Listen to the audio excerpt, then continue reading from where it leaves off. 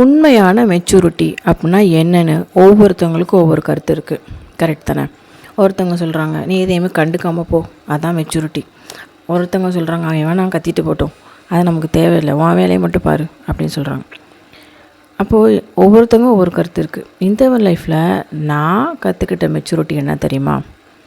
ஒருத்தவங்க நம்மளை பற்றி எப்படி புரிஞ்சுக்கிறாங்க, ஐயோ இப்படி புரிஞ்சுக்கிட்டாங்களே அப்படின்னு யோசிக்கிறத விட, இல்லை அவங்களுக்கு எப்படியாவது புரிய வச்சிடலாம் அப்படின்னு போராடுறத விட, இவங்களுக்கு எந்த நிமிஷமும் புரிய வைக்கவே முடியாது, நம்ம மூடிக்கிட்டு போகிறதான் நமக்கு நல்லது அப்படின்னு ஒருத்தன் விலகுறான்னு வச்சுக்கோங்களேன், அவன் தாங்க கரெக்டான மெச்சூரிட்டியில் இருக்கான்.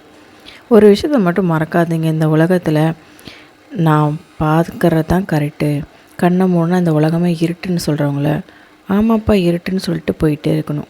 அவங்களுக்கு நீங்கள் புரிய வைக்க முயற்சி பண்ணிங்கன்னா உங்கள் டைமும் லைஃப்பும் தான் வேஸ்ட் ஆகும். ஸோ உங்களுக்கு என்னால் இதுக்கு மேலே புரிய வைக்க முடியாது அப்படின்னு சொல்லிட்டு அந்த இடத்த விட்டு இக்னோர் பண்ணிவிட்டு கிளம்பிடுங்க. அதுதான் உங்கள் மெச்சூரிட்டி லெவல் ஹை லெவலில் இருக்குங்கிறதுக்கு பெரிய சாட்சியே. உங்கள் மெச்சூரிட்டி எந்த லெவலில் இருக்குன்னு இந்த வீடியோக்கு அப்புறம் கமெண்டில் சொல்லுங்கள்.